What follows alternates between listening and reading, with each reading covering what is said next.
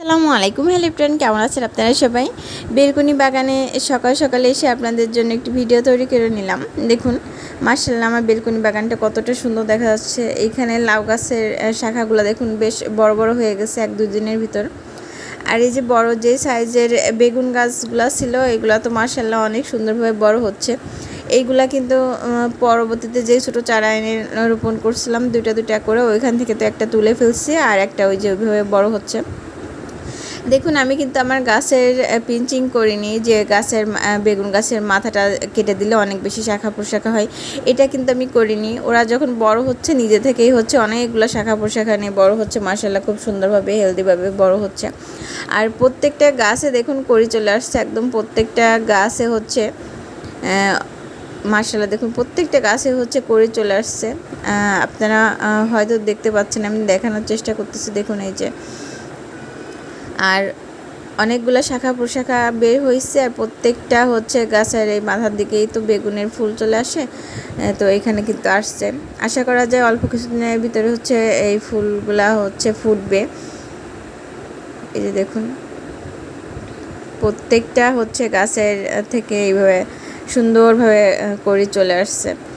আর গাছগুলাও দেখুন মাশাআল্লাহ খুব সুন্দর হেলদিভাবে বড় হচ্ছে। এর কিন্তু প্রথমত যখন ওই যে ছোটো চারা অবস্থায় ছিল তখন সরষের খোলের তরল লিকুইড সার দিয়েছিলাম, এখন ওইটা দিয়ে যাচ্ছি, এবং পাশাপাশি পেঁয়াজ কলার খোসা।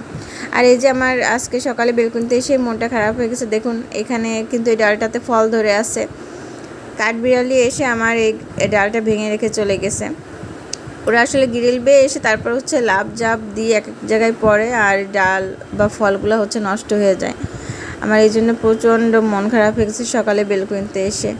এই যে এখানে নোংরাও করে রেখে দিয়েছে দেখুন।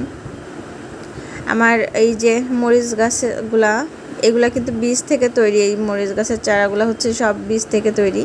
আমি হচ্ছে বাজার থেকে মরিচ কিনছিলাম, ওইখানে একটা পাকা মরিচ পাইছিলাম, সেখান থেকেই হচ্ছে তৈরি করছি। আর এই যে পুঁইশাকগুলো মাশাআল্লাহ খুব বড় হচ্ছে, ওই যে সূর্যের জন্য বোঝা যাচ্ছে না ক্যামেরায়। লাউ গাছের ডগাগুলো দেখুন খুব বড় হয়েছে। এই যে এখানেও একটি মরিচ গাছের চারা আছে এবং বেগুনের চারা। একটি টবের ভিতরে দেখেন মরিচ, বেগুন এবং লাউ গাছও দিয়েছি। লাউ গাছের দেখুন ডগাগুলো বেশ মোটা তাজা হয়েছে, অনেক মোটা হয়েছে। তো অল্প কিছুদিনের ভিতরেই হচ্ছে ডালগুলো অনেকটাই বড় হয়ে গেছে মাশাআল্লাহ।